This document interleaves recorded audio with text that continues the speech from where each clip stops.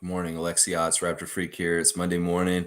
Hope everybody's having a good start to their week so far. Tonight, very important game in Philadelphia, game 5 of round 1, Toronto versus Philadelphia. It's 3-1 for Philadelphia right now, and you know what that means. That means if Toronto loses, they're done for the season. We cannot be having that. No, we cannot. Tom Duke is here already. Good morning. I'm a little excited this morning. Big day, big day. Let's go. Yes, Tom Duke. Let's go. Oh man, crazy stuff.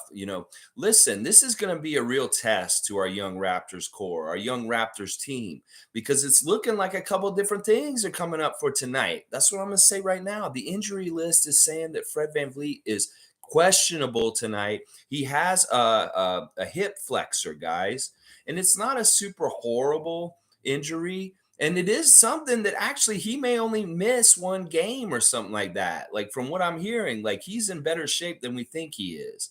But it'll be interesting. I don't want him playing if he's not 100%. We know that if he's not 100% and he's out there and he's taking up minutes, he's going to be too slow and he's going to get eaten alive by Tyrese Maxey. So, Fred, take a game, please. Please don't try and force yourself to play tonight. There's no reason to do that. Go ahead and just be Coach VanVleet for tonight and aim for getting ready for game 6. Hopefully our guys win this game tonight. The team that plays the hardest wins the rebound battle, gets the loose balls, does all the stuff, the corny stuff that people say, wins the game. Well, it's true. In this case, it's whoever wants it more is going to get it tonight. It's basically purely simply this. Does Toronto want to continue to play more, or does Philadelphia want time to rest so they can get ready for the next game? That is what we're saying right now. And whoever wants either one of those things more will get what they want. And that's why we really need our guys to take this seriously. Like, they're so weird. Like, they love to have their backs up against the wall, the worst possible shape in different ways. And then they come back and they do miraculous things. It's crazy. Some of the comebacks we've made this year for the leads that other teams had was absolutely insane. It's stressful. Ask Callie. It's stressful. Ask me. It is stressful the way that the Raptors love to give an advantage to the other team and try and make it so hard on themselves. Well, you want to make it so hard on yourselves, Raptors? You got a real test tonight because you got to go into a hostile Wells Fargo arena in Philadelphia tonight, and you have to steal one on their court. You have to do exactly what they did to us last week on a last-second Joel Embiid three-point shot. You need to go in there and steal one from them. Yeah, that's the only way you survive after today, is that you have to go to Philadelphia, the city of brotherly love, and show some brotherly destruction. That is what I'm talking about right here. And, with Fred maybe possibly not playing, this means we're going to get a real good look at our positionless scheme, possibly. I've been trying to think about who the fuck is Nick going to start tonight if Fred doesn't play? Is he going to start Malachi just to have that kind of matchup against Maxey? Or will he go positionless right from the beginning of the game? Will he start Kem as he has been recently? Kem has done a great job neutralizing Joel Embiid right from the start of the game. And that's one of the reasons why I love Kem being in the starting lineup, because he does help to stop Joel from getting hot right away. And that's something that we definitely would like to see tonight. And this is the other thing. Joel's not getting any healthier. They confirmed it yesterday. His thumb has a torn ligament. This man should probably not be playing basketball. But you got to kind of give him credit that he's continuing to play hurt. But I love hearing everybody chime in, like Leo Routens and different people all over the place. They're saying, Joel, you never talk about an injury during a series. Just ask Kyle Lowry and what happened in 2019 and how we won a championship, even though he needed the very same surgery that you need right now, Joel Embiid. But did any of us know that Kyle Lowry needed this surgery during the process? No, we did not, because they kept it under wraps. They literally kept it under wraps on his hand and under wraps publicly with the media. And that is something you're getting criticized for, that you are talking so much about your problems with your body and stuff like that. You're already making excuses just in case something goes real wrong for Philadelphia in this series still before it's all said and done. Oh, yeah. All right, let me see what y'all are saying. We'll do a little mix of both. Good morning, Sue. We have to be super on our game tonight. So much. We have to play a perfect game. The Raptors have to play a perfect game. They cannot not value every single possession. They have to take care of the ball like they never taken care of the ball before, like so well. They have to crash the boards and get every 50-50 ball. They've got to be so good with their rotations on defense as far as closing out on people and continuing to make people like Tobias Harris, James Harden, and Tyrese Maxey not play to their full potential. That they need to be the men that are stopping these men from doing anything else. Because their main guy, he is not going to be as effective as he has been in this series. I'm going to tell you right now, Joel Embiid will not be as effective as he has been in the first 3 games. He's already seen it in the 4th game. He's not going to be any better today. And that is a very, very, very lucky thing in some ways for the Raptors, because this is maybe the only way that they can come back from being down 0-3 is having Joel Embiid fall apart physically at this point. And I'm here for it. Oh, yeah, I'm here for it. Doc Rivers, may you have a disaster and have one of these things that happen. See, this is the thing people are saying. Doc Rivers has been in this position before where he's been up 3-1, and he has squandered it. He has lost a series being up 3-1 in his coaching career.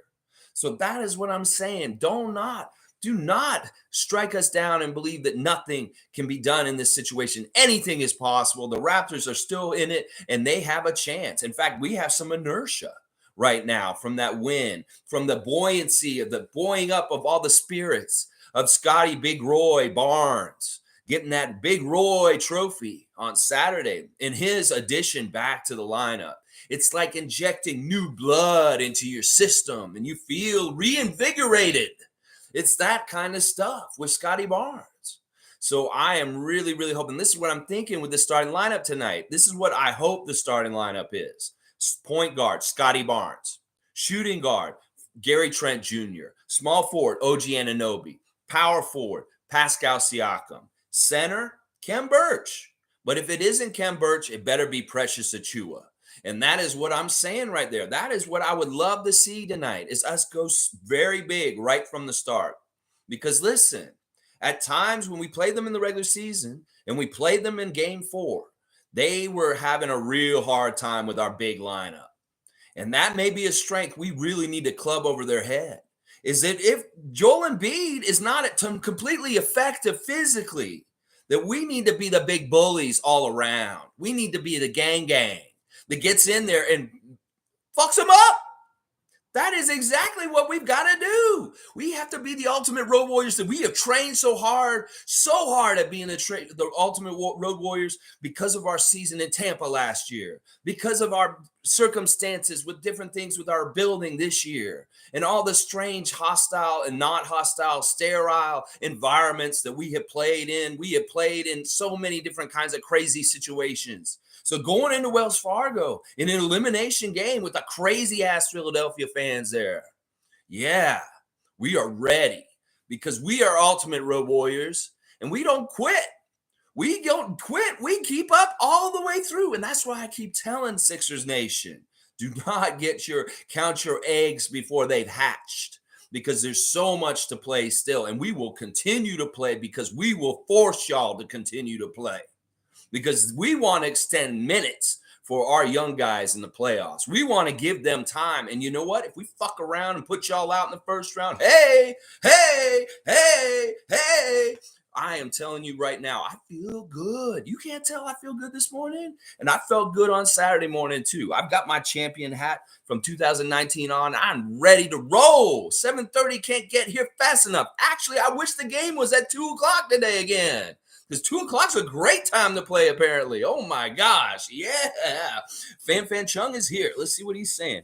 Raptors played well without Fred in the second half of Game 4. Can the Raptors be better off without him on the lineup?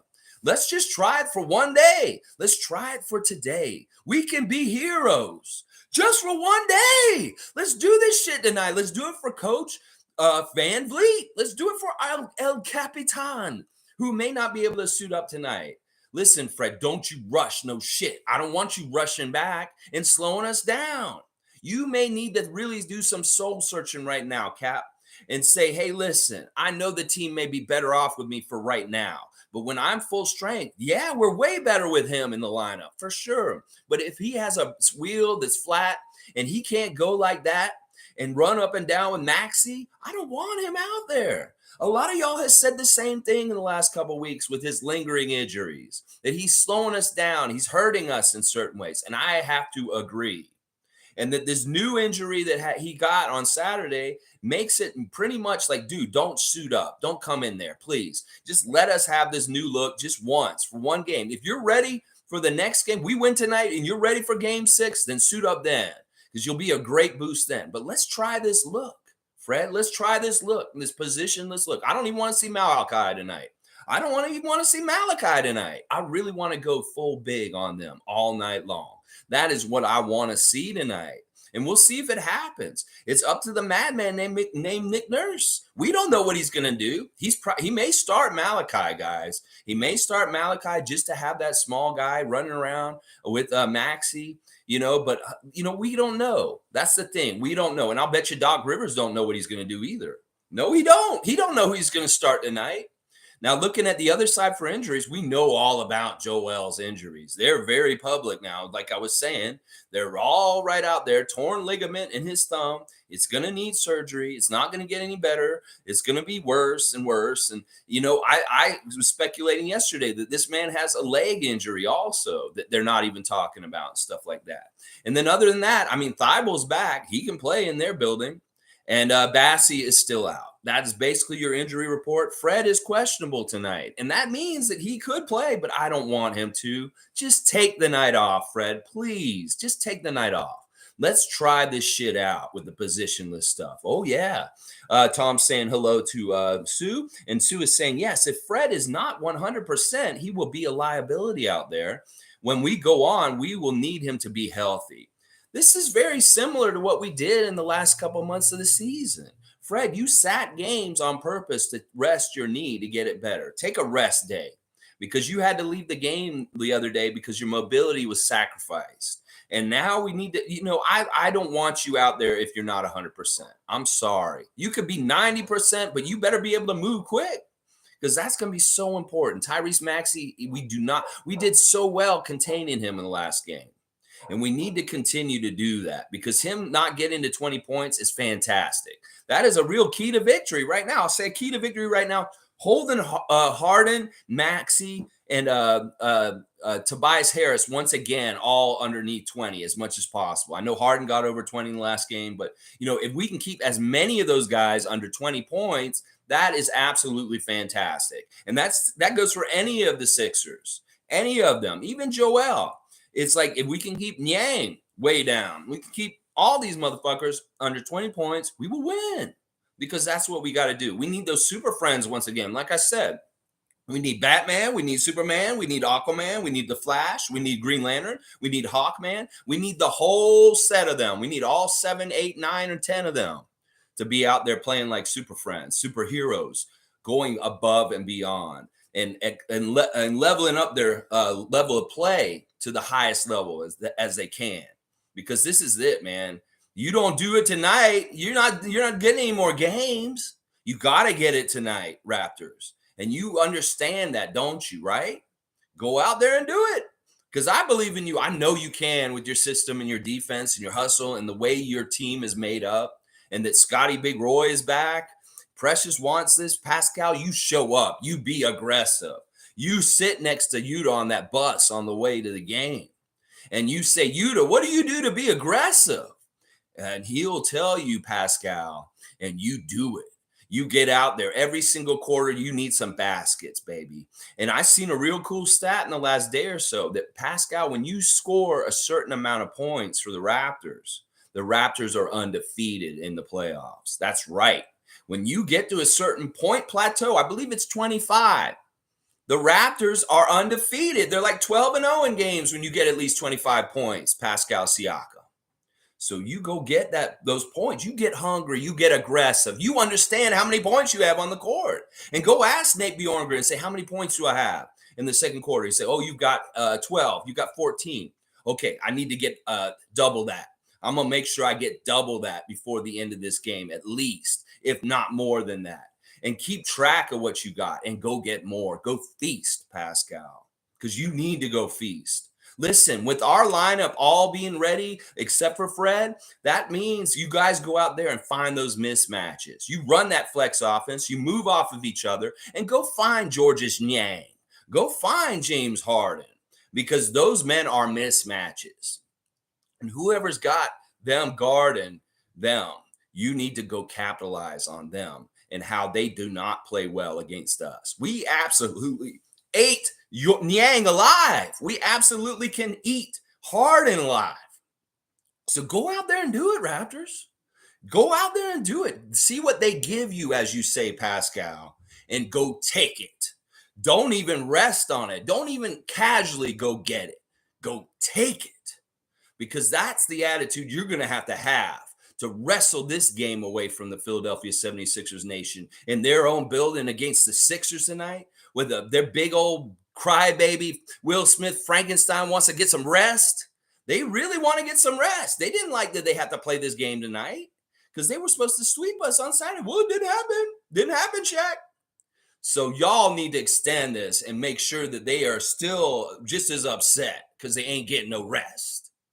I love NBA fantastic action, and I want more of it. I don't want to stop doing these reactions and previews. I want to go and have some more previews and reactions this week.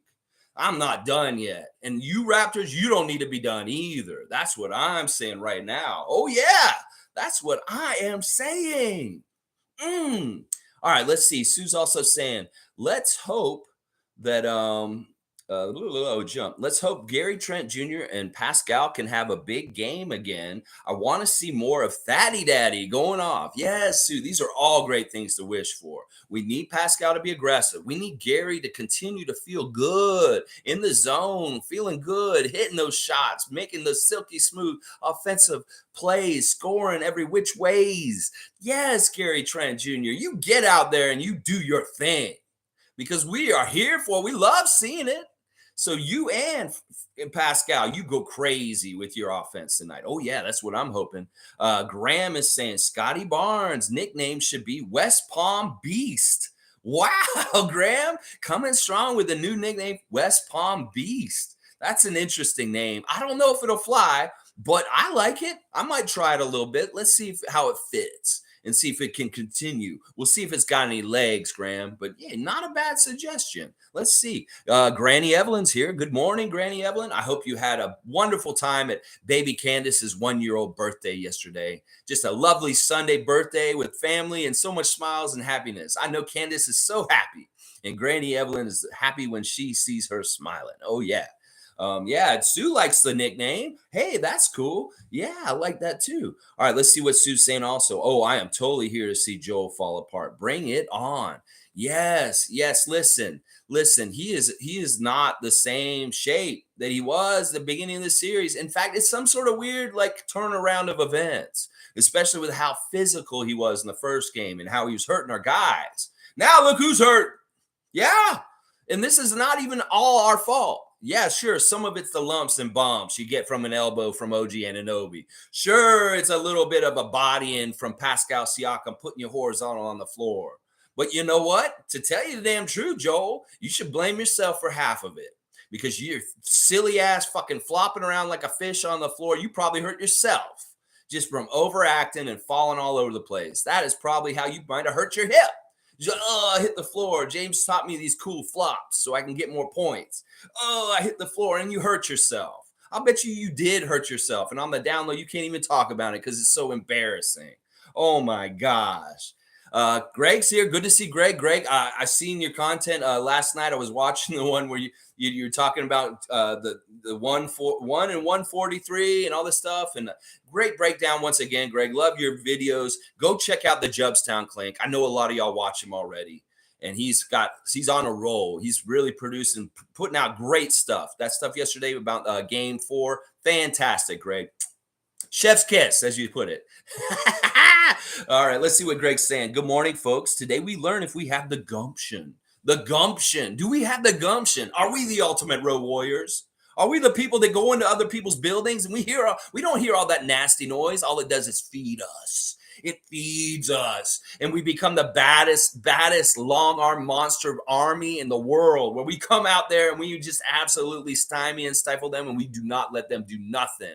They all look like mere mortals. Meanwhile, we look like gods on the court. That is what I want to see today. I want to see Precious Achua come and rain down the thunder upon Philadelphia 76ers today. I want to see that. I want to see Chris Boucher slink his way in there like Dennis Rodman and get another badass offensive rebound put back. I want to see all that. I want to see Kem Birch get aggressive and hit some shots and maybe get like 6 to 10 points. Yeah, I'd love to see that, Kem. Do it, Kem. There's so much I want to see tonight. And I have a feeling we might get to see it because we are really, in some ways, the aggressor at this point. We are the ones in a way that have them a little worried. Yeah, sure, we have pressure. We have to win. But this is the thing. This Raptor team, once they figure their shit out and they're rolling and their system's right and they're rotating on defense right and they got their mojo back again, you know what they do? They go on win streaks. We did this all season. We would have bad games, and then all of a sudden, boom, we're on a win streak. It's like 7 games in a row. Stuff like that. And we definitely need a win streak right now if we're going to win this series. And that means a 4-game win streak at least. And maybe we carry that win streak into the next round too. That's what I'm talking about, baby. Woo! All right, let's see what else y'all are saying. Evelyn's saying, hi, Sue and Raptors diehards. Let's go. Yes, let's go, Evelyn. And everybody's saying good morning. Greg likes the nickname. That's a good one. West Palm Beast. West Palm Beast. It's hard to say with the alliteration of it because of the first S in West and Beast. And they're different sounds before the S. Well, let's see. West Palm Beast. Yeah, you got to really make sure you're using your mouth with the tone and getting it right because you can really mess it up. West Palm Beast. It's almost a tongue twister, y'all. It's like Rubber Baby Buggy Bumpers. It's like West Palm Beast. Yeah, it's all right. We'll figure it out. All right, Greg's saying you were right. Second half, 5 long arm monsters were effective, and Kem's energy to start the last 2 games has been key. Even if he just absorbs a few fouls, it's important. Yeah, it's just he's got to body him up, play him physical right away. If he gets a couple fouls, that's not a big deal. It's just we can't let him get rolling. We can't let him get going. And the fact that he had his first quarter of his playoff career and game 4 is really good. We can duplicate that. I don't know how we can make it even worse. But if we can make him have his first quarter again tonight, that's fantastic. And that's what I'm saying. Even if Kem comes in and he only does the very first 7 minutes of the game, that could be very effective. And then he doesn't play for the rest of the game like he did on Saturdays, that kind of thing. I don't know. We'll see how it all goes down, stuff like that. But it's very interesting to see who Nick does start tonight because there are very wide open questions about this. Will he start Malachi? Will he just go big? Will he start Cam again? Or will he go with the positionless scheme with like Scotty, Gary, OG, Pascal, and Precious? That's a very interesting lineup in itself. And in the second half in the last game, we saw some really powerful combos of athleticism and just pure stud talent. And those are those lineups, you know what I'm talking about. When you see something like Scotty, Precious, OG, Pascal, and like Chris Boucher, you see a lineup like that. That is a nasty lineup for all kinds of different reasons. And that's what I'm talking about. I want to see that. Seymour Papes here. He's saying people want changes when their team loses faster than when they change their underwear. Come on now. Let's see some growth and progress. I hate quitters. That's right, Seymour. We're not quitting. There's no way we're quitting. We're going to go in that arena and we're going to show that we ain't quitters. Yeah, we're going to go in there and we're going to stake a claim on trying to win this game today. I know we will. I know them. And Nick, in some ways, loves this kind of challenge. Nick Nurse loves the challenge of being in a bad spot and fighting your way out of it. And it is reflected in his team also. It comes out through them also. And that is what's going to be fun about tonight. Oh, yeah. G's here saying Suns and Pelicans are 2-2. Just shows how one key piece out is the star. Out of the start. Yeah, with Devin Booker, not being able to play a couple games here. And Jonas Valanciunas, yes, Jonas, bravo, bravo, big factor last night for the Pelicans win over the Suns, evening it up 2-2 with a game 5 coming up, a very important deciding game 5, just like ours tonight. That, yeah, that's badass. I love that Jonas and them are doing so well. Brandon Ingram, fantastic talent, taking it to another level. And you know what? Fuck around, Pelicans. See what happens. I might have to get behind y'all real quick. I already love you because of Jonas. So yeah, hey, I was picking Phoenix out of the West, but you know what? Hey, things can change real quick. And that's just the fun of it. So far now in the first round of the playoffs, every single team has won a game except for one now. Because Denver took care of not getting eliminated against Golden State. They're 3-1 now. There's only one team that hasn't won a game yet in the postseason, and they're playing tonight, and they could get swept on their own home court, and we know who that is. That's the Brooklyn Nets. Oh, yeah, that is. All right, let's see. G saying starting lineup can change a team. It really can change a team in all kinds of different ways. And this is such a stark difference in having Fred out there or a small guard in our lineup. Well, let's see the future tonight, baby. If Fred's not available physically, then you know what? Let's see the future. Let's get that long arm monster out there. Let's get the positionless basketball out there, and let's really get on them right away. Now, if there's problems with Maxey getting too quick around and getting around too much and getting too free, then bring in Malachi and try and handcuff him down. But I don't like starting Malachi tonight because, listen, we need all of our starters to be the absolute best. And Malachi has not proven that he can give it to us for both ends of the court. He can do the defensive stuff and help us immensely on that. And that is good. And we'll need that maybe possibly tonight. But I don't like how he's absolutely done nothing on the offensive end in this series. And that's why I don't want him to start tonight. I'd rather go big and play that double point forward attack with Pascal and Scotty. And in some ways, maybe Thad should be the backup point guard coming off the bench tonight. That's what I'm saying. Some really interesting stuff. Leslie's here. Good to see Leslie. Seen her a lot lately. It's really good. Scotty is the key for this one. I agree. He's such an X factor. There's something really underlying. Like I was trying to get at it yesterday when I was saying there's something intangible about Scotty's presence in the lineup, about Scotty being in the game. There's something intangible that is very similar in a way to like Tim Duncan. And this whole idea about winning at all costs, making the winning plays after another, one after another. And it's not winning plays necessarily with your offense, it's making points. It's winning plays by winning rebounds, winning plays by winning defensive battles. It's winning plays by doing all that kind of stuff. And that's part of what Scotty's doing out there. He's taking it very play by play. And in that instant second, he's trying to make a winning play in every instant in every second. And there's a certain intangible that brings with that. With somebody who's so athletically talented and astute, even at this young age and stuff like that, that brings a more of a chance to win because he's doing the intangibles. And that is something I love about him playing, is that he brings intangibles in so many different ways on both ends of the court. And that is really, hopefully, that is something we can't even necessarily understand completely because I said it's intangible. But it's there. It's undeniably there that his presence in the lineup and when he plays, he adds something intangible to our team. And I'm so here for it. And I want to see it go into fruition tonight for sure. Lion Hunter's here. Good to see him. Nothing wrong with sitting out Fred. Philly isn't a great matchup if he's not 100%. Remember how hot he started in game 2, then couldn't hit anything. That's a sign he has no legs. Yeah, I mean, listen, we know that his knees hurt. We know that now he's got a hip injury also. Yeah, I think that most of the Raptors nation is very much on the same page with this. And it's not a diss to Fred or anything. It's just that this is something that we need to see. And we need our guys to be 100% in this. It's in some ways, if the Philadelphia 76ers could rest Joel Embiid right now, they would. But he's so essential to their team. He is so essential to their team for them to win.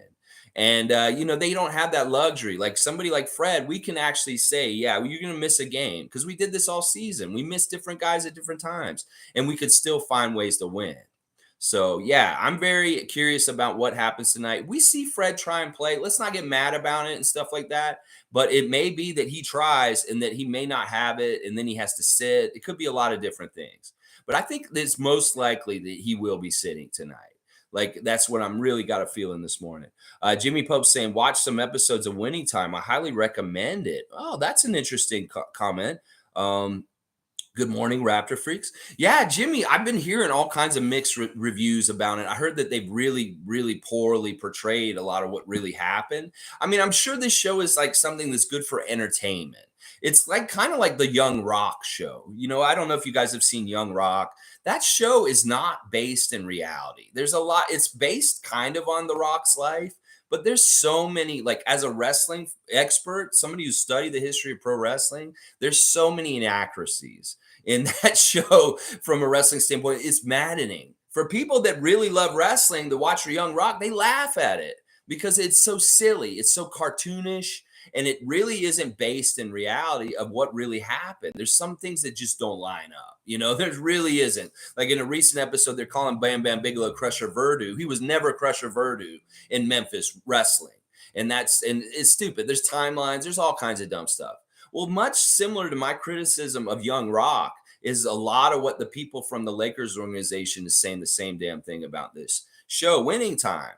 All of them do not like it. Magic came out and said, that is nothing like me, the guy who's playing Magic on that show. Kareem has total disdain for that series. He thinks it is absolutely full of shit and that he thinks that nobody should watch it.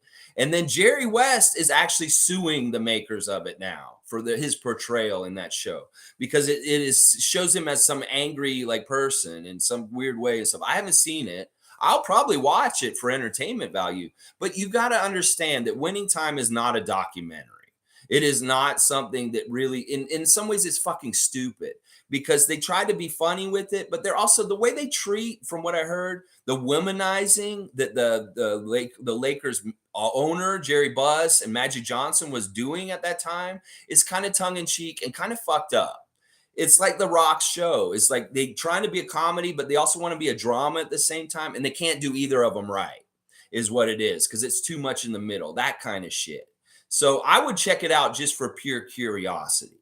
But from what I'm hearing, it's not like something to put any weight into as far as being factual or being really kind of actually fair. It's very cartoony.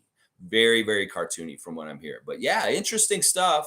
And like I said, all the Laker luminaries that are portrayed in it, they have disdain for the series. They hate the series, actually. They probably wish it wasn't made, honestly, in a lot of ways. Banana Bread's here saying, we about to eat. Yes, we're all lined up at the buffet line, and we need to pile that plate on thick. Get those extra crab rangoons. Get all that shit in there. Oh yeah, get those crab claws. Get you some extra egg rolls and wontons. Get in that buffet line and get everything you want times 3 tonight, Raptors. That is what I am saying. Yes, we are ready to eat. Oh, yeah. Jimmy Pope is saying, oh, yeah, Lexi, got to go grab it. They can control their destiny. Yes, that's the thing. Listen, don't lay back on your laurels. Don't wait for things to happen to you, Pascal. Go get it. Go control your destiny. Go control your fate. Because in some ways, it really is in your hands, Pascal Siakam. And you can do it. The rest of the Raptors will try and help you and do the same. But you are the man. You are the guy that everybody's going to be looking at in the box score to see what you did by the end of tonight. So you need to do it just like you did it on Saturday again. You did fantastic on Saturday. You need to do it again. Because if you don't, and we fail tonight and we don't go any further, they're going to look at you first. And that's why I want you to have a good stat line, at least to say, I did as much as I could. But I know you're going to do so much that you could that we're going to win. Is what I'm saying right now. Oh, yeah. Lumpy Rex is saying, I love this pep talk. Yeah, Lumpy. See, I can get real serious on serious game days. I'm not lying. I can get real serious on game days. Oh, yeah. Tom Duke saying, talk about good experience for the boys and fun for us. Also just saying, wowzers, what a show yesterday. Marathon tribute. Thanks, Tom Duke. I couldn't have done it without all y'all. I wanted to do 416, but I went over, and it is what it is. I'm telling you, I am getting some good strength in my vocal cords from talking straight for 4.5 hours yesterday. Like, honestly, that is kind of a feat. in a way. I mean, I'm thinking about it more. I'm like, holy shit, what the fuck? You started at 9:30 and you didn't get done till 2 o'clock. That is fucking crazy, Lex. Like in some ways, you're kind of fucking insane doing this. And listen, I'm not gonna say y'all are crazy to watch the whole thing, but man, maybe I am a little crazy for talking for 4.5 hours on YouTube live stream. But I really enjoyed it, and thanks, Tom, for being there. Also, if you want to see what we're talking about, if you didn't see it yesterday, marathon live stream celebrating the events of Saturday and how joyous they were for Toronto Raptors Nation. So much fun in that. Really fun stuff to go watch and stuff like that. I even watched it back myself on the double speed, like you said you would, Tom, and it was like Micro Machines. Oh yeah, it was. I was like, all right, let's see. Tom Duke's saying Pascal equals best player on the court again tonight. Yeah, we really need this. If it's not going to be Pascal, he should be like the second best player, and one of the other Raptors is the best player on the court. Maybe it's Gary Trent Jr. Maybe it's Scotty Barnes. Maybe it's Precious Achiuwa. I don't care. We just need to make sure one of the Raptors is the absolute best player on the court. And Pascal does need to be one of the top 3 Raptors out of everybody out there also. G saying Embiid's style is to injure or be injured. He is talented enough to just play ball. I agree with this. In a lot of ways, you're right, G. Like this dude has all the size and skill in a lot of ways that he doesn't have to be a goon. He doesn't have to be like this. And I don't know. It's their problem. I could give a critique and give some keys to how Joel can improve as a person or as a player, but I'm not going to do that. Not on this fucking preview for this game tonight. Fuck him. He can be who he is and be whatever he is, and that's that. Because I'm going to tell the Raptors how to improve and get better, but I don't give a shit if the Sixers get better or Joel Embiid gets better and stuff like that. So yeah, I agree. He's talented enough to do this, and I could tell him how, but I'm not going to. Banana Bread Tan saying, laugh out loud. That's exactly what I think too. He probably hurt himself. I mean, he had to have. You do it at your house. Like, you just get up and stand up and fall on the floor like 5 or 10 times. See if you got a couple bruises on yourself.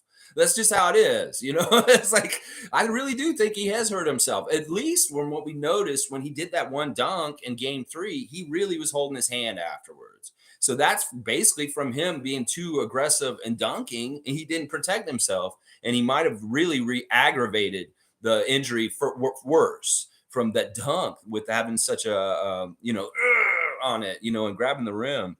Leslie saying, I thought it was just me that named Joel Embiid Crybaby after getting a shoulder to cry on from Marc Gasol. Then his first return to Toronto 0. Yeah.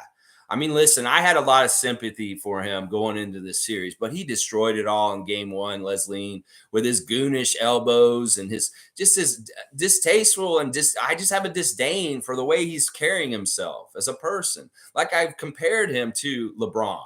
Like I feel like LeBron is the bitch of the West, and now Joel Embiid is the bitch of the East. He's like the Eastern LeBron James, complaining the refs and just whining and just all that kind of shit, expecting fouls and free throws and shit like that. It's the same shit. Greg saying, thanks to me for the praises. I have much better days when I get my coffee and watch you in the AM. Thanks for what you do as well. No problem, Greg. And seriously, man, this offseason, you and I should maybe get a game plan together for next year and maybe make some strong collaborations. You and I'm telling you, we have strengths that really go well together, if you ask me, just from what I'm seeing. It's just like you got 2 players on the court that have good synergy because they have different skills and they can work really well together. I think that I see a potential with your channel and mine to do some good crossovers and do some really cool stuff.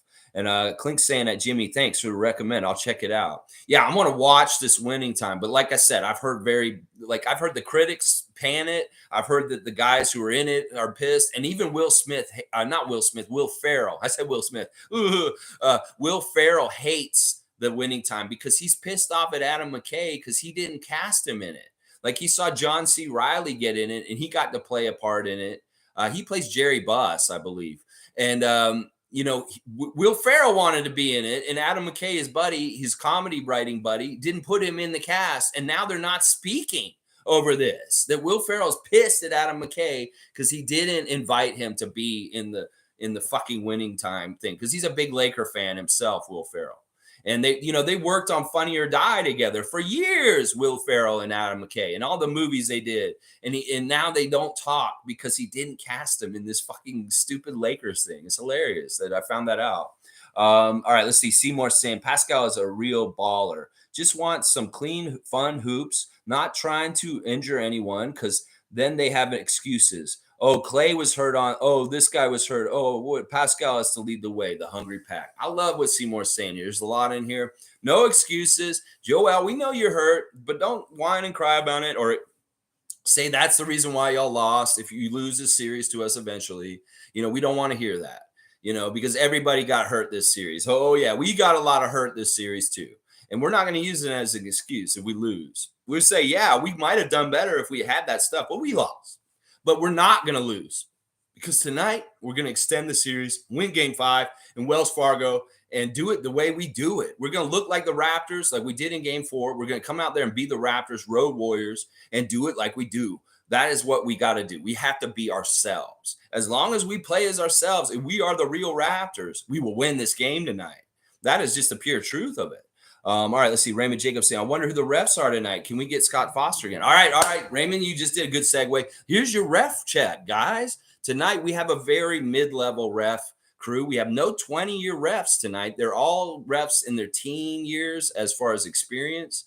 And I'm going to tell you, they have much better winning percentages than the crew we had on Saturday. The crew on Saturday was very experienced, and we had all beneath our win percentage as a franchise for history. But these guys today are very interesting. We got, first of all, our crew chief tonight is Miami ref, the older Goebel brother, John Goebel. He's a Miami guy. He loves the movie The Godfather. He loves hip hop and salsa and reggaeton music. And he wants to go visit Australia. As I said, we had his little brother a couple games ago in the regular season, Jason Goebel. Now we have John Goebel tonight. He's our crew chief. And our percentage when he's reffing is 0.491. He's actually the lowest percentage of the 3 refs tonight, but it's not that bad. I mean, our franchise record is 0.48 and he's 0.491. So that's not totally horrible. And then our next our referee is James Williams. We had James Williams recently. He's from Memphis, Tennessee. He's in his 13th year as a ref. His favorite TV show is Martin. He loves the movie Shawshank Redemption. We had him in a game near the end of the season. I believe we lost the last game he refed us, but I don't remember exactly. But yeah, he's the kind of guy that's kind of like, he's very matter of fact. And, the exchanges between him and players on the court are pretty funny sometimes. Because you can tell he's kind of just like saying, no, you're wrong, and saying this stuff. So maybe he can piss off Joel Embiid and just frustrate him in some ways too. And then our last referee is Trey Maddox. He's in his 12th year as a ref. And his favorite TV show is Power. His favorite movie is Training Day. His favorite musician is Michael Jackson. Trey Maddox, we have the best record under is 0.613. And for James Williams, we're 0.531. So they're not bad refs. They're mid-level experienced refs.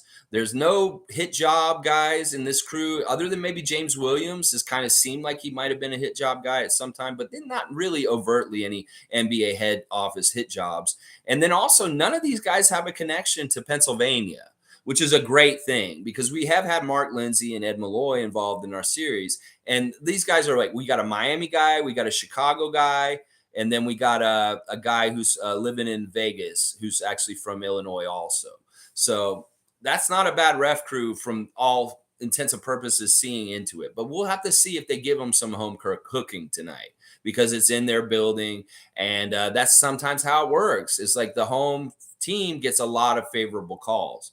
But hopefully they do it just right down the line. And there's a lot of frustration, not only for Joel Embiid and the Sixers, but for the Sixers fans in their own building.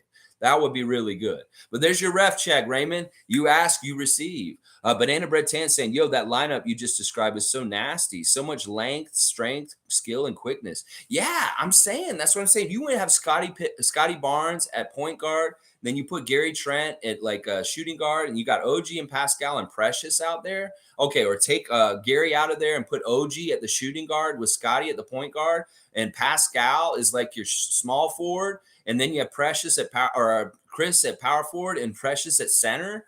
That's what I'm saying. We need these long arm monsters out there. We need this switchability of the positionless schemes, and we need to roast their mismatches. At this point, we just need to roast their mismatches. We've been sitting out there with the Georges Niang out there. He's just like a buffet plate, just waiting to be devoured. Is basically what he is. He's like, ooh, he's got the really good stuff that you can go eat at any time in the game. In case of severe hunger, just go and break open the Georges Niang plate, and you can go get some food right there and then, anywhere on the court, anybody. I'm telling you right now. And we need to capitalize on that. We really, really do. In some ways, their bench is really limited. They've run a very, very small rotation for most of the series. Like, I'm surprised how little Doc Rivers has used Korkmaz and people like that. It's like very interesting. Like, they use Reed, they use Niang, they got Thibault, they got Shake Milton, but they're not, these guys are really suspect to a degree also. So we really got to capitalize on these mismatches tonight. Yeah. Tom Duke's saying Zion looking like he can fly again too. Good looking dark horse. Zion? Why are we talking about Zion Williamson? He didn't even play this year. I'm like, you're talking about him getting onto the Pelicans and helping them with their run all of a sudden? Nah, that never works. I don't like it when guys just show up late to the party. And, Brooklyn's smart tonight. Sounds like they're not going to play Ben Simmons and they'll just get swept. Listen, this dude's not ready to play. Like, honestly, he's not ready. So it'd be smart. It's smart that they're not playing him. But I love that everybody's roasting him for not playing. They should be roasting them. Everybody roasts them left and right. It's awesome. It's so awesome. Banana Bread Tan saying, yes, let's go, Pelicans. Let's go, Jonas. He's so good. Would love to have him if it wasn't for our style of play no longer matching his game. Yeah, I'll always have a very, very soft spot in my heart for Jonas Valanciunas, that he is a patched-in Raptor legend, somebody who didn't do us wrong in any kind of way. He has a loyalty point on my greatest Raptor of all time figuring in equation. And I just love seeing him getting the success in the playoffs at this point in his career in this way.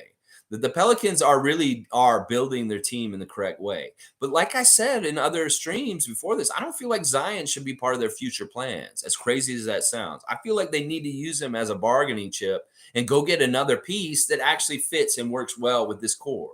Because in some ways, this core is older than Zion. Zion has not really developed that quickly in his first couple years to me.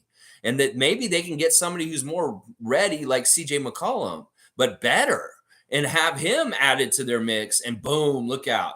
It'd be real fun to see them trade Zion to New York and get some really good piece from New York, like maybe Obi Toppin and some other players with him or something like that. That would be very interesting to me. But I think it's a big mistake, like with Ben Simmons, to bring Williamson back and try and have him play in the playoffs, even if they're doing well and stuff like that. I think he might hurt their chemistry in different ways. And I never like that because they haven't been playing with them. They're not used to it. So, all right, let's keep going.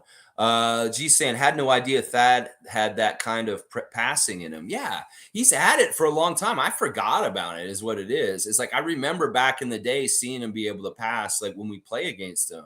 And I totally forgot about it in his package when he came in. I was like, oh, shit, that's right. I remember. Now he is a playmaker also. And it's really good. It's not that he's a ball handler. He can't dribble the ball up the court. We don't want him carrying the ball up the court like a point forward.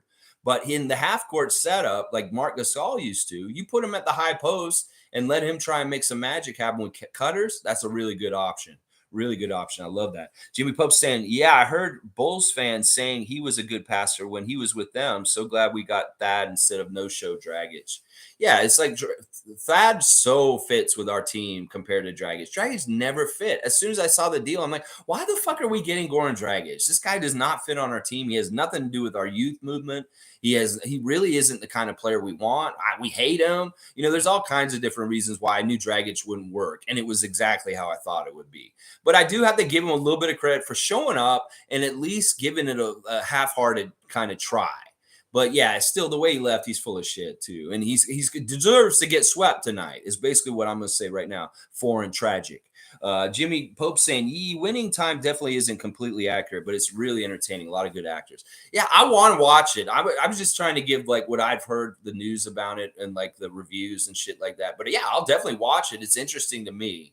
But that era of time, Showtime Lakers was very interesting. The very 80s, such a weird time, like before the big AIDS epidemic, these guys were crazy. Like they were off the chain with their, orgies and all kinds of crazy stuff. So you read Magic Johnson's book that he put out, he has a whole chapter that's just on the sex that he was having while he was a Laker.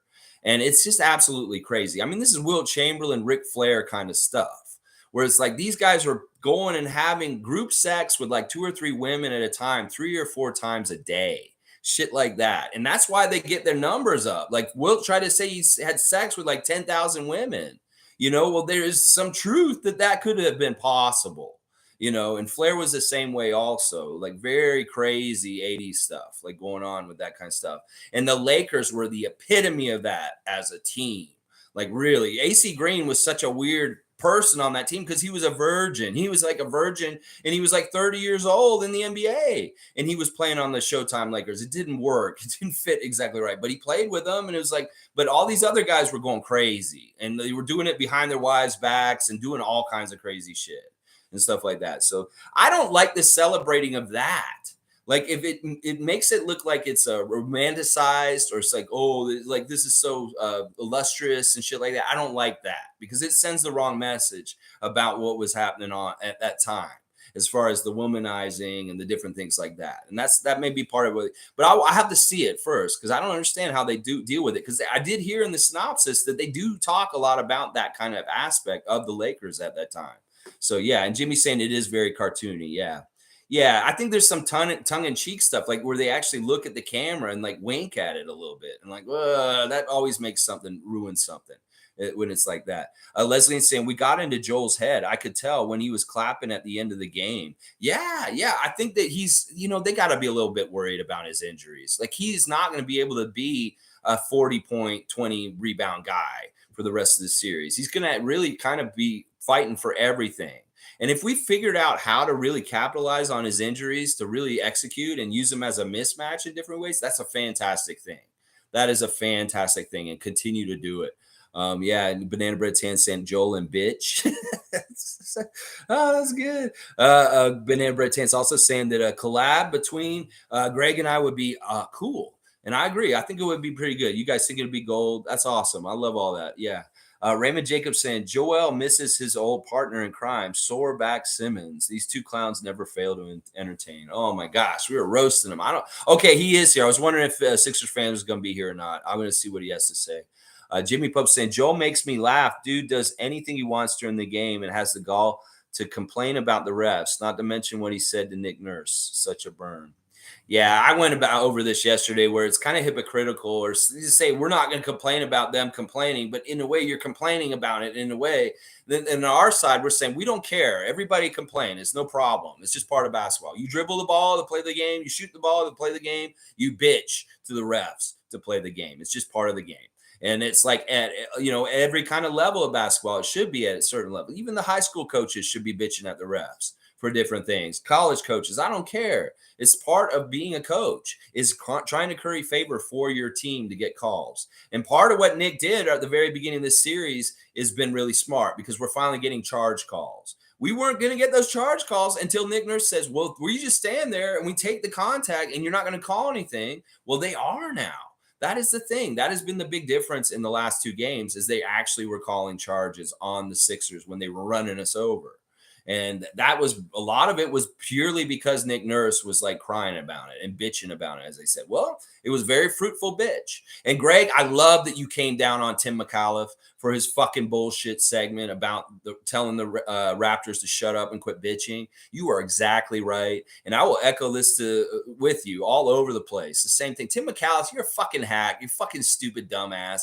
I've never, ever enjoyed your content in all the years that you've been on Toronto sports media and every kind of place. I've never listened to you or gave a shit about you. When you did Tim and Sid, so many people love that shit, but I always thought both of y'all were hacks and just kind of full of shit.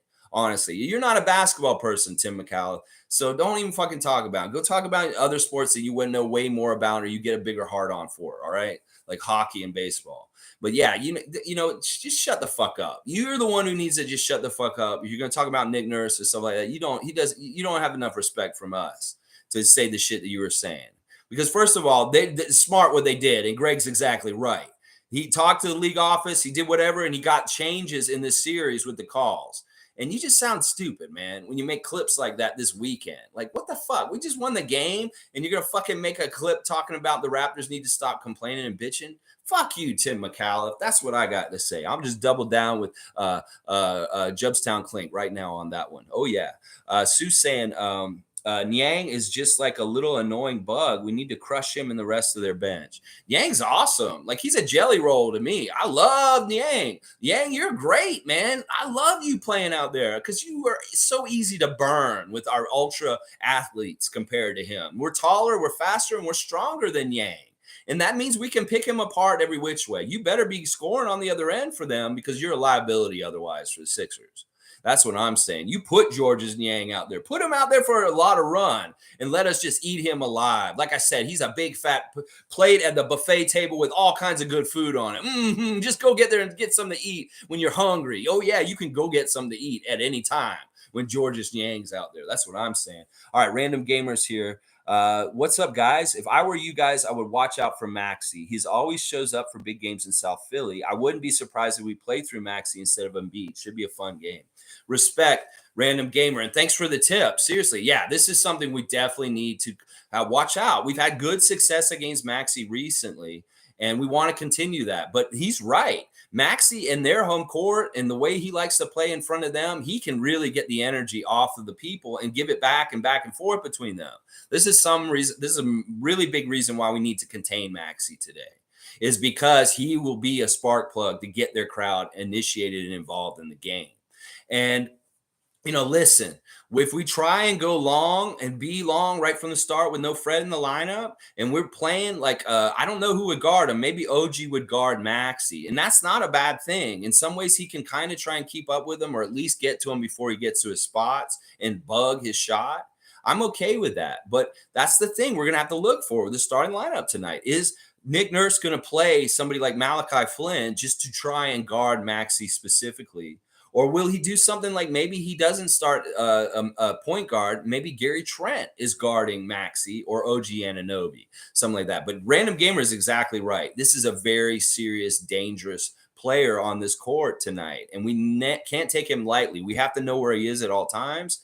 And if he's coming up the court with some steam in the ball, we need to meet him and cut off his speed. Because that's classic 101 on how to defend point guards in transition, is you have to meet them and stop them and give them their way. And you can't just let them have a lane and just go woo all the way and go downhill on us. Because Maxey's a master at that. In fact, once he gets past you at the top of the three-point line, he's going to figure out a way to get this crazy teardrop that he's so good at that shot. Like, he gets in the lane and he just lofts it up and it just falls through the basket. He is so good at that shot. And that's something we need to stop. We need to stop him from driving, and we need to obviously come out and respect his range. Because if he's a little bit deep, he has like Fred kind of range to a degree, and we need to meet him out there. We cannot be lazy and letting him have too much space outside too much. So that's my game plan for how to deal with Maxey. If they start a big lineup, let's see if it's effective at limiting him also. But if it isn't, he starts going off on us, we might need to put Malachi out there to try and put some shackles on him. Stuff like that. Yeah. Jimmy's saying he's going to tell the team. And he's also laughing. But yeah, Maxey, we got to respect him. Honestly, Jimmy. Tyrese Maxey, I will not slander that man's name. That man is a badass. He's a stud. He's going to be a great player in this league for many, many years to come. And you know what? I have to respect him. In fact, I would love to have him on my team, but I know that will never happen probably, and that Philadelphia is going to have this guy for a long, long time, and they should be really proud and happy to have him because he's a badass. He's an absolute stud. Honestly, I will give flowers where they are absolutely deserved. All right, let's see. Sue's saying to Random Gamer, hi, Random Gamer. Agree. We definitely need to keep an eye on Maxey. He can come on strong. Yeah, we don't want him to reappear in this series as big as he was at the beginning of it. Like, we really need to continue to have a good job on Maxey and Harris specifically. Harden, we got to watch out. Of course, we don't want him to do extracurricular stuff either. So Raymond Jacobs saying at Random Gamer, we also got to stay focused on your home stands are going to be nuts. Yeah, the people in their building are, to say the least, it is maybe one of the most hostile environments in all of sports. Like I listen, a football game's something else, but you're away from the field. The fans are certain away from the field. Hockey game, there's glass, and there's a bit of a being away from the court. The ice rink. In baseball, of course, you're way away from the field and not up close to the players. Well, you're up close with the players in basketball. And that's the thing. These Philly fans, they've been up out of their seat at courtside, standing, cheering, doing all kinds of stuff. This is an ultimate hostile environment. And that's why I love this challenge for our Raptors. If we are ultimate road warriors, we need to go into one of the most hostile basketball arenas you can go into in the NBA. That this is one of the hardest places to play against the opposing team in their home arena, because that crowd, especially if they're lively and they feel good, that crowd can be so hostile, is what I'm saying. Oh yeah, we got to be really ready for that. Random Gamers saying, yeah, the fans are going to be crazy loud, especially after those FMB chants, laugh out loud. Yeah, I mean, there's no denying this. We know what the terrain and the environment for tonight is going to be like. It's going to be so hostile. And sometimes our guys really love it. I mean, there was a section of our season this year where our home record was way worse than our road record. And I was like, well, can we go back to Tampa? Or maybe we just don't play in Tampa. We'll just play in the other teams' road arenas for like the rest of the season, because we can't seem to win at home, but we're winning everything on the road. So it's like, in some ways, we're like one of the best road teams in the NBA. And that's something in our favor also in this situation. In fact, sometimes I feel like these guys love playing on the road more than they love playing at home. It's a weird thing. It's a very weird thing sometimes. Let's see. Clink saying at Sue and at Random Gamer, Doc spoke about the ball getting stuck in his game for post game. Said they need Tyrese to be an active part of the offense, aka ball needs to swing more. Yeah. I mean, listen, I don't want to solve any problems for the Sixers, Greg. Don't make any videos for them. You're still making videos for the Raptors. Yeah, hey, let's not talk about it. Like, I really loved in the last game when the ball got caught up on the top of the backboard from the bounce that Maxey shot. I was like, oh, hey. And then the guy took him a little bit to get it out there. I'm like, what?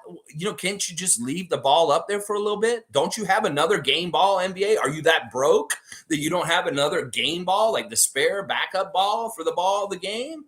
You had to get the one up there. Leave it up there for a while. Let it have a skybox seat for watching the game. Wilson, Wilson's up there. It's not Wilson because, well, it could be Wilson. I don't know what brand name the basketball is, but it's like Wilson from Castaway. It's like he wants to watch the game. Let him watch up there. I don't know. I'm just riffing right now. Anyway, let's keep going. Clink's saying also, Sixers are going to come out throwing haymakers and looking for flop calls. We need to be ready to beat them to spots, plant feet, and get those early calls like Lex says. Yeah, the team that does the most on the floor will get rewarded by James Williams. The team, that is actually one of his MOs. One of the things I've noticed about James Williams is he really rewards the team that works hard. So whoever's working the hardest out there will get the whistle call. And it may be that if we go above and beyond, we may get a lot of good calls tonight, even though we're on their court. And that's the thing. They have to absolutely go all out. There's do or die. There's no promise tomorrow. You have to lay it all on the court. All the fucking cliches, Raptors. You're going to have to do all that shit tonight. You really are going to have to. Oh, yeah. Clink's also saying, laugh out loud, McAuliffe needs to let us start Raptor Freak and Friends and go join BT. That's what I'm saying, Greg. Like, long term, if shit starts happening for me or in any kind of way, man, I'll ask you to come be a producer in my content and shit, because I seen your work and it's glorious. That's what I'm saying. I need somebody to help me with different things that I'm not good at. And if there's any kind of big time or any kind of thing that they want me to do, some media conglomerate says, oh, we like your crazy shit and what you're doing, and like, I need somebody to help me. You might be one of the first people I call and talk to about helping me with, people that need, that kind of work or want to help me with that kind of stuff. That's what I'm saying. If that happens, you probably will be. You and Monique are two of the people I definitely want to be involved. Let's see. Mr. Rudy Poo's here. Mr. Rudy Poo. Rudy Poo. All right. What's he saying? Scott Foster has been hired to extend the Celtics versus Nets series tonight. Oh, yeah. Let me look at that. Yeah, he is there. Scott Foster is in the game tonight for the Boston and Brooklyn series tonight. Very interesting observation, Mr. Rudy Poo. And I think you might be right. We'll have to see. I really want Boston to sweep them. There's just something really cool about Nets getting swept after this whole fucking season. They talk about the Lakers. They didn't even make the playoffs. They talk about the Clippers. They didn't even make through the play in.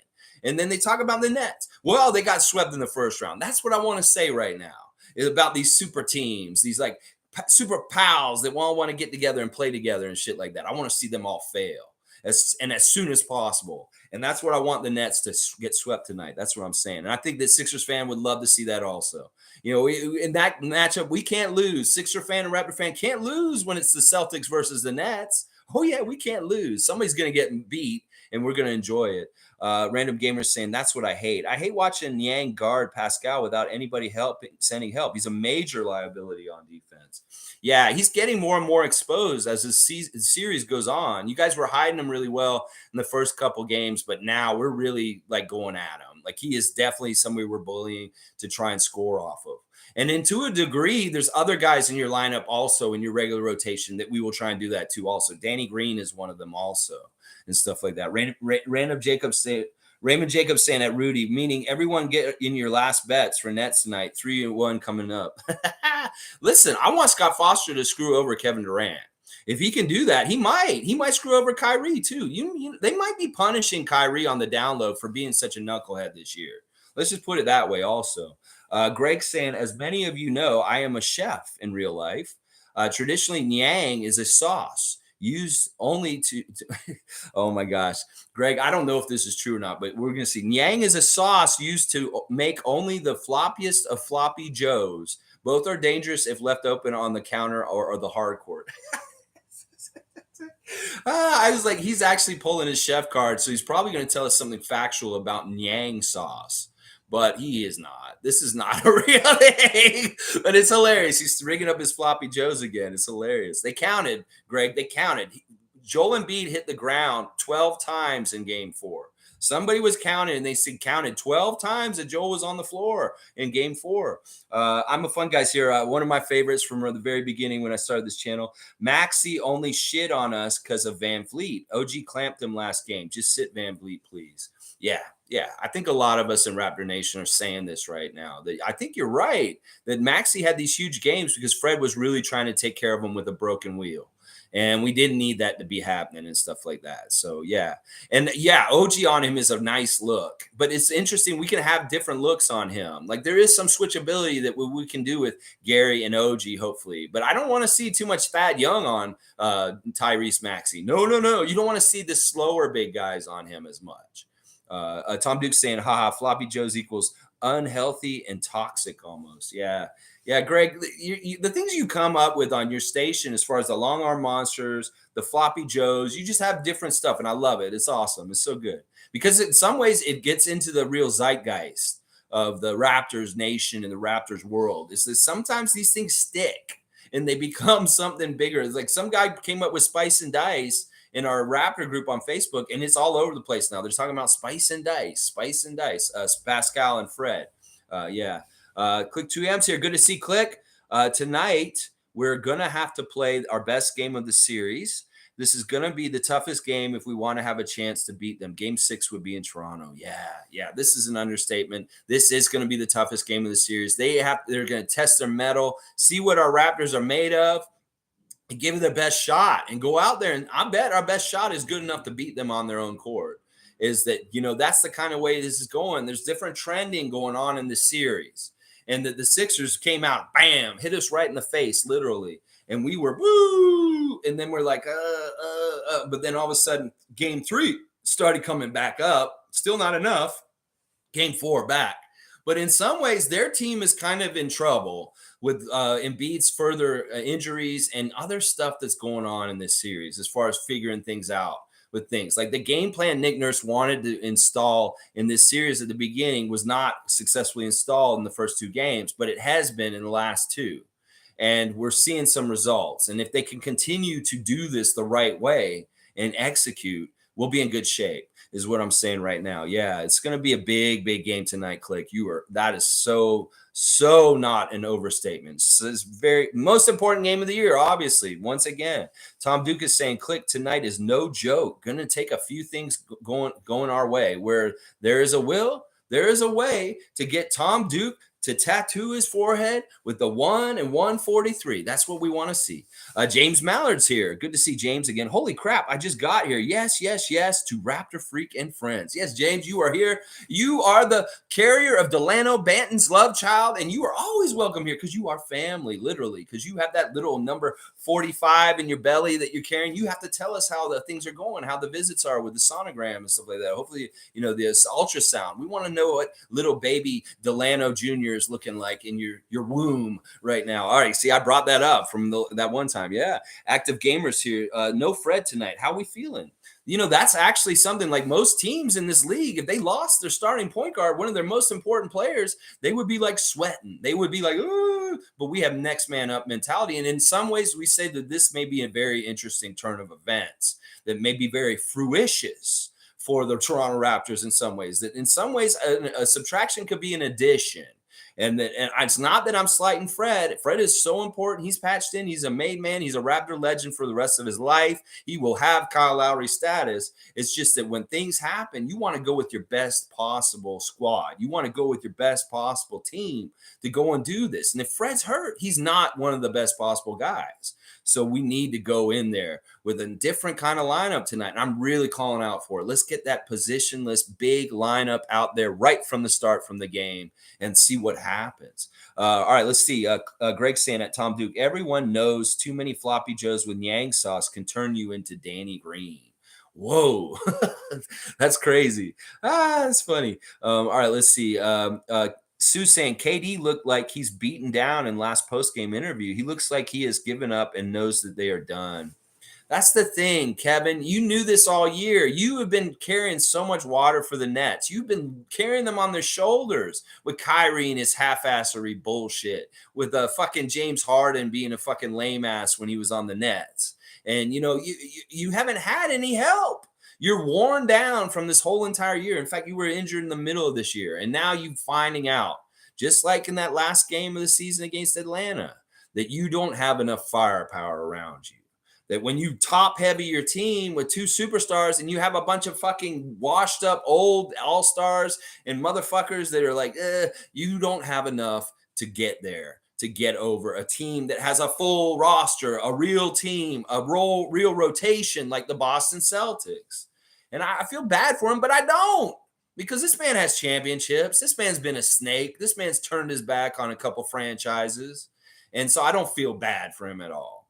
Yeah, there you go, Kevin. Another disappointing year, just like your year was last year.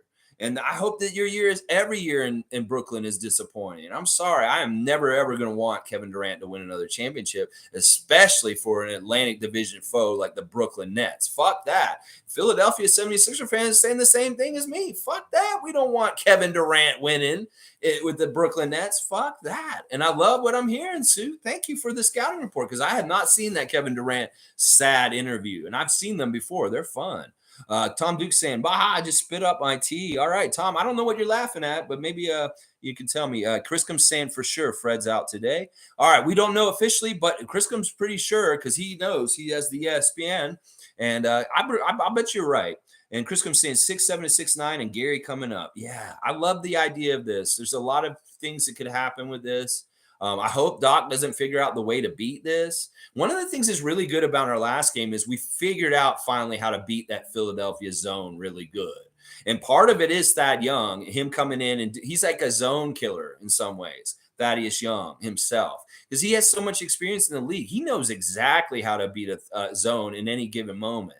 And that's really essential and important in some ways, his expertise for that, because the zone was hurting us in the losses in this series. But we finally figured out how to get around Philadelphia's zone. And that may not be good for them. That's what I'm saying, is that some of the different things that happen in the turn of events in the last few days since game 4 and stuff like that are really boding towards the Raptors coming back with new life. Is that we figured out how to beat the zone now that they're throwing at us. And that was a huge strength that they were using to stymie us and stop us from scoring. And that's not the case anymore. Greg saying at Click 2 a.m., yes, sir, we're going to earn this one with true grit and get back to Scotiabank for 6 in the 6. All the speakers will spontaneously combust when that happens. Oh, Greg's tied in that epic Indiana game with the speaker on fire. We were so on fire, our building was on fire. Yeah. Yeah, Greg, you're awesome, man. And I love it. Game 6 in the 6, Scotiabank Arena. That's what we want. We want another game here in Toronto at least. So tonight, y'all need to win tonight so we can play another game in Toronto this week. I think it would be on Thursday, this one, which is interesting. It wouldn't be on a Wednesday, it'd be on Thursday. Active Gamer saying Gary plays well without Fred. Yeah, in some ways he does. He does. I agree with that. Random Gamer saying, I got to go. I'll see y'all later. Have a good rest of your day and enjoy the game later. Respect, Random Gamer. Once again, listen, so much respect for you and stuff like that. I hope that nobody's been too ugly to you. And as I said, if you come to this channel in the future in any kind of way, you are patched in. You're fine. You're a great Sixers fan. And you are allowed to talk a little trash with our people because I know that you know, especially if they're talking trash directly to you. So I want you to know that. And I do hope that no matter what happens with this series or anything like this, that you continue to follow me and enjoy some of the fun we're going to have this summer. Because we'll watch some Philadelphia Toronto games from the series with Iverson and Carter in our watch along this summer. So on a Wednesday, show up and we can watch some of those old games together, and it'll be fun for you because you'll get to see your old Philly team too. And you know, I'll actually watch the games where we lose to y'all. Also, we got to watch everything that's there. Even, but I'm not gonna watch any games where we lose to y'all while we're playing still. But yeah, we'll watch them in the summertime on Wednesdays. Wednesday watch along, Raptor Freak channel every week this summer. We're gonna do a watch along every Wednesday morning.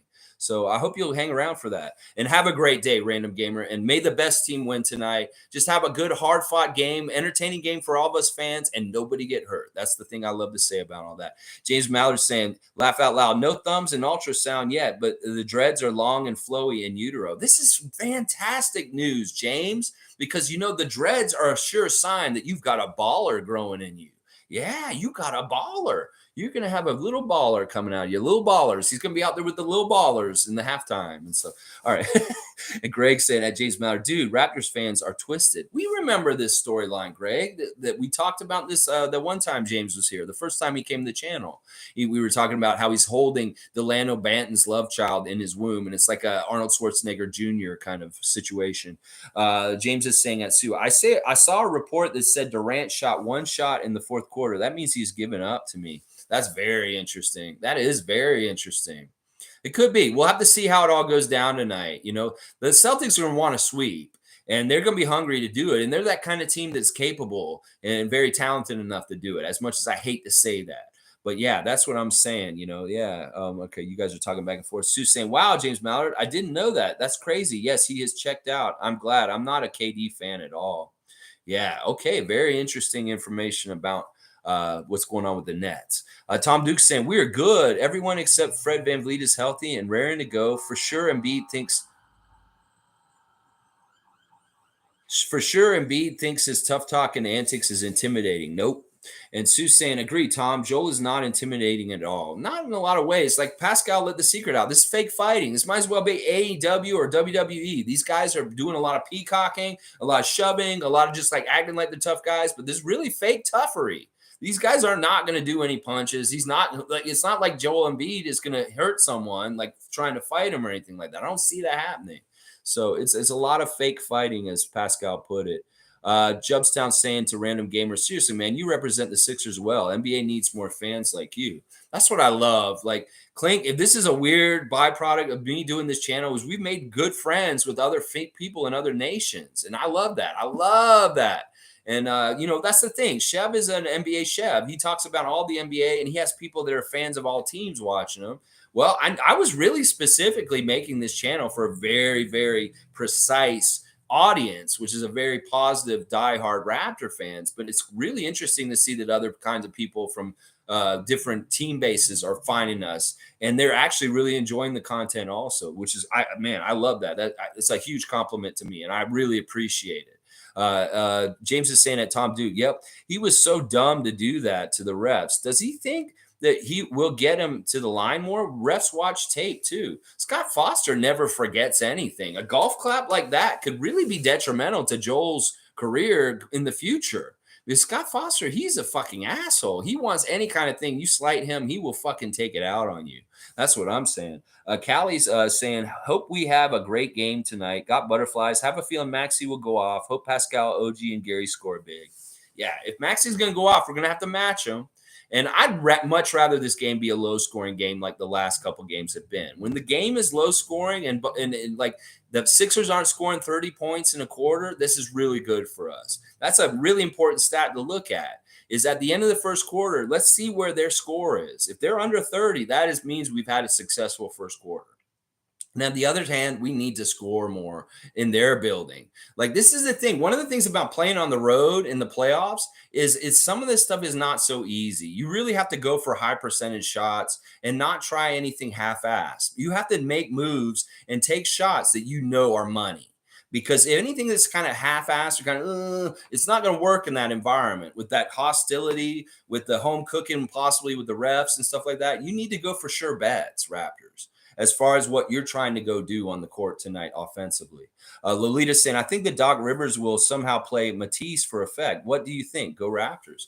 Yeah, they'll play Matisse. Like I said, he's an interesting kind of role player for them. He can provide pretty good defense in some ways, and he's pretty good for like a open three and stuff like that. But in some ways also, he can be a liability to them in the same kind of ways that Danny Green and Niang can be, because he's shorter than our guys. He's actually a really good post up in some ways. We get OG on with him, his back in the low post. OG is going to score on Thibault.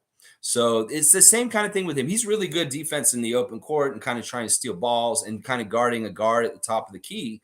But if you switch him down near the basket in the low post, he can be ate up just like another buffet play, Thibault. So that's kind of my scouting on him is like, they're going to try and use him as a guard defender more than the down low defender, because he's not big enough to guard our big guys down low. Precious would eat him alive, honestly. Let's see. Tom Duke saying, Callie, me too. It all comes down to tonight. It really does. It's like, listen, there's no tomorrow promise, Raptors, unless you promise us a tomorrow with your badass play and winning this game tonight. That's what it is. Active Gamer saying, we should hack at the ball every time it's in Joel's injured hand. It's funny that you're saying this, and that sounds dirty, but you know what? The guys on the Raptors nightcap, Jack Armstrong, Paul Jones, Sherman Hamilton, Leo Routens, they're saying the same damn thing. There's nothing wrong with stripping down on the ball. That's just part of the game. If somebody has the ball, Joel's going to be holding the ball on the low post. They want to do that Fred VanVleet, Kyle Lowry strip down right on his hand, and his finger, his thumb just happened to be there. That's just part of the game. And that's, you know what? You can make it look like, in every kind of way. You won't do it intentional, but you do that and you put your hand in there like that. You can do that, and he might be hurting all of a sudden and be like, and doing a lot of this like he has in a couple times in the last couple games. Callie saying, love how Pascal said Embiid is a fake bully. Yeah, it's all fake fighting. It's all posturing. It's like, as we've said in the past, peacocking. The peacock puts all its feathers out like it's going to fight, but it ain't going to do jack shit. It's just woo, woo, woo. It's a peacock. It's just like, it makes a big display to make it scared off, but it ain't going to do shit. It's woo, woo, woo. I just did a peacock impression. What the fuck is wrong with me? All right, Greg's saying at Cali, yeah, he is the X factor. In my soccer little league, we talk about sheepdogging players towards the sidelines. Raps need to do that before Maxey gets half court. Lex talked about this. Sheepdogging, yeah, you're kind of forcing them out to the sidelines, kind of down to the edge. That is a really big power that our long arm monster switchable positionless defense has, is we can really direct water. Is the I've likened this lineup, these guys, to being like fidget spinners or like in a pinball machine, that kind of bouncer bumper thing. Like, they can really bounce people or the ball or anything that the offense is trying to do and make them go to places they don't want to go. And that's what Nick Nurse is telling them. He's trying to direct water to their weak spots, to their spots where they're not as effective shooting, to their spots where they are maybe in trouble to get the ball turned over. Or maybe they funnel them towards another defender where they can really double them down and get them trapped in the corner and stuff like that. There's going to be a lot of that kind of stuff by the Raptors. And I agree. The thing with Maxey is if you don't let him go down the middle of the lane, if you can make him go down the baseline or like down the sideline near the three-point line, that's a little bit better than him getting a lane to cut right down through the thing. And part of the problem in the beginning of the series was we were doing so much like doubling or like half cheating to go and guard Embiid and Harden, then Maxey was just eating us alive getting that lane. We stopped doing that. If you notice, we're playing Embiid much more one-on-one now. And it's very smart because in some ways we don't need to double him like we had before because he's hurt. And in some ways, if you just agitate him with one defender instead of bringing the second guy over and then he kicks it out and he hits that guy for a three, you just leave one guy on him. Just stay home with him and just agitate him, physical him, get that hand right in his face, and he'll miss. He'll miss because in some ways his hand is having a real hard time handling the ball. And we've done a good job. We have the right kind of guys. And when they switch, they try and switch Embiid to like from Pascal to OG. It's the same person. So that's one of the reasons why I really like us playing big today too. Is our switchability is that you're going to get the same look. They're not going to get any kind of mismatch where Joel can really like eat us alive. And we can kind of play him straight up one-on-one now at this point because of his injuries. Let's see. Tom Duke saying, if anything, Joel saying he will play the refs and get aggressive will be scrutinized by those refs. Dumbest post-game chat. It'll be interesting. We'll know. We're going to see the whistles. I really hope they're right down the line. I hope that we see some calls for us as far as getting offensive charges. Like I want to see Chris Embiid, Chris Boucher get run over and get the call and get the offensive foul on one of the Sixers. I want to see that tonight. We have to see that tonight. That may be essential in some ways for us to win tonight because it'll be a telltale sign that the referees are calling it right down the line. But if we don't get any favor in those kind of calls and our guys just laying there and they're going to call a foul on him instead, then we may know that something's up and that kind of thing. That's going to be a real ref check kind of thing there. Let's see. James Mouter saying, Callie, for sure. The Pascal clip was so good. Tom Duke saying active game or bad game plan karma. Just play him harder than normal would suffice. That was emphasizing doing the work early, picking him up early. Yeah, that was talking about like you do the work early in the defense. You get in there, you make sure that they don't get good position by fighting them out of the lane and not being too close with Joel Embiid. You do the stuff like you cut off Maxey before he's actually starting to come downhill on you. That's the different ways you do stuff early in the defense to stop things. And it's not resting on your laurels, waiting for them to come to you as an aggressor. It's you as a defender coming to meet them and stopping them early. That's exactly what Thad's talking about when he says that kind of stuff. Let's see. Callie saying, agree. Maxey's young. He will make mistakes when we pressure him. I hope so. He is very young. He's playing with such an astute ability for the most part in this series. But we got to remember, he's kind of going to have to be at times like Harris and Harden and fade into the bush because he can't keep this level that he had at the very beginning. We see that he didn't in the fourth game, but we need him to be fourth game Tyrese Maxey as much as possible. Like if he's only got 12 points after the end of this game tonight, that's going to be very good. Very, very good. Greg's saying at Tom Duke, he showed his immaturity in game 4 in the post game. Doc must be fuming. Hopefully it turns into locker room issues and festers on the court. Look at Greg just getting that cauldron. He's just stirring the witch's brew and just hoping the portal is seeing in the Sixers locker room of all kinds of turmoil and bubbling brew. Ooh, hilarious House of Frightenstein kind of stuff. Griselda's cauldron. Ooh, yes, let me see what's happening there. I love that. I hope there are problems for them. But who knows if there are actually. Tom Duke saying he just carries himself like a grump, even when he's on their huddle talking to his teammates. Well, Joel's hurting. He's probably in a lot of fucking pain. Like seriously, that thumb has got to be hurting constantly. And that's kind of a testament to him that he's going to man up and play. Like some of these NBA players these days are softies and they will sit for the littlest shit. So I kind of commend him for actually still playing through his injuries right now. It may end up being a dumb move, though, in some ways also. All right, let me see. I got the end of the comments. We're at an hour and a half. I did the ref check. I've done really a lot of keys to victory, just talking right now and stuff like that. We've done the injury report. We pretty much know what's going on. We don't know for sure exactly what's going on with Fred. Let me just see. Okay, yeah, there's confirming he is out today now. So whoever it was that said that earlier, he's definitely out tonight. Fred is out. This is breaking news. That Fred VanVleet will not be playing tonight for sure. Greg saying, that's fair, Lex. I don't wish anyone injuries, but blaming it on a T-shirt is a bit rich.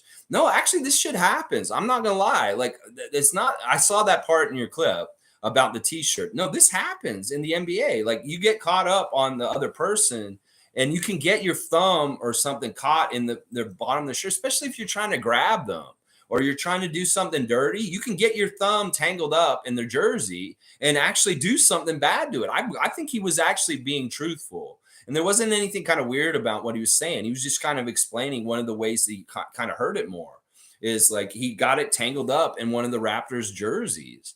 And that's very believable. That could actually happen. It could be like one of the parts up here where the arm comes out and he just got his thumb caught in there and it like kind of wrenched it back. Because the thing about his injury is it's a tear.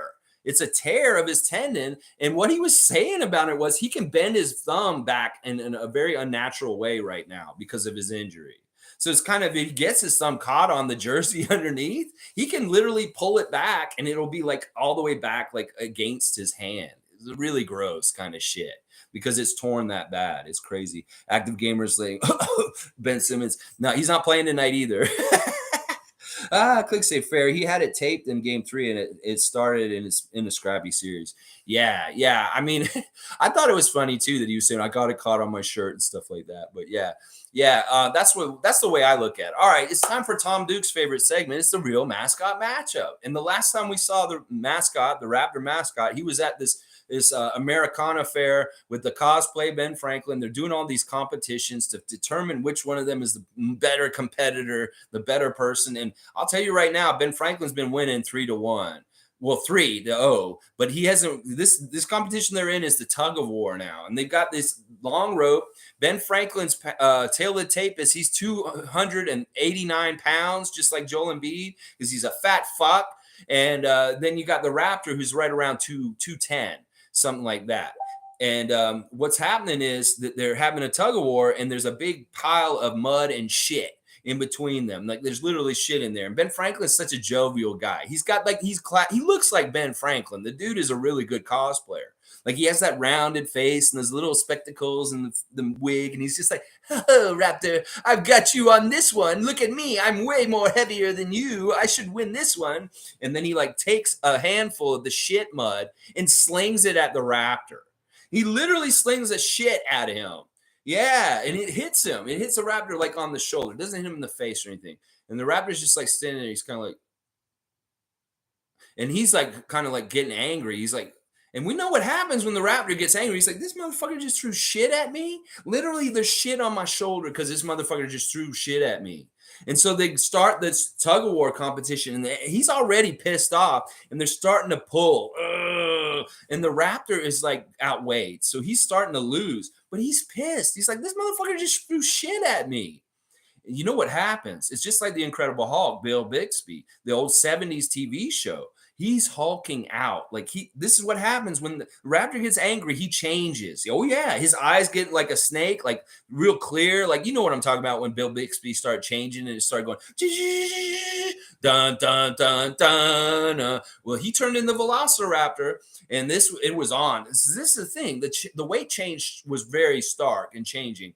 289 over here. Well, when the Velociraptor is in the Velociraptor form, that's about a 450 right there. Yeah, we got about a 450-pound Velociraptor, and it was over. It was like, and he didn't even use his little, because Velociraptor doesn't have full arms like the Mascot Raptor, so he had to grab with his mouth, and he just went, yeah, and he yanked that fat fuck right into the fucking pile of shit, and he had shit all over his face and shit all over his body. Cosplay Ben Franklin. That's right, motherfucker. You lost the tug of war to the Velociraptor. 3-1, baby. And that's where it stands now. So now the next challenge is going to be something you might have seen at a halftime at a Raptors game.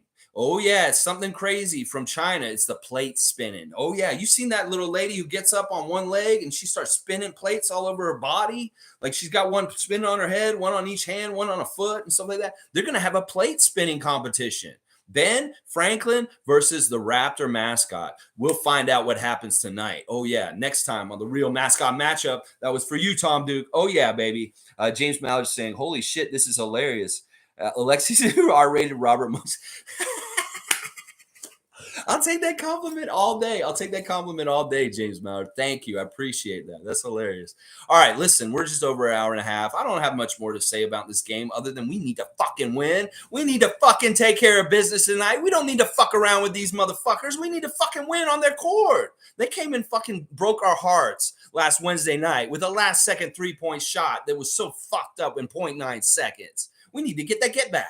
Because they got some get back on our court. It's time for us to get that get back on their court. So we got to do that tonight. There ain't no ifs, ands, or buts. No more excuses. Pascal Siakam, you are the man. You said at the beginning of the year, you go out there being the man tonight. You go out there and score 10 points in each of the 4 quarters. I want you to get 40 points. 10 points in the first quarter, 10 points in the second quarter, 10 points in the third quarter, 10 points in the fourth quarter. You are aggressive the whole game, Pascal. And Gary, oh, you come and do your smoothness. You do that Lenny Kravitz. Ooh, you do that smooth. So many tears we cried, so much pain inside. But baby, it ain't over till it's over. You do that Lenny Kravitz out there on that court, Gary Trent, tonight. You do that smoothness that makes the ladies swoon. You do that smoothness that makes all the Raptor freaks go, yes! I want to see that tonight from you, Gary.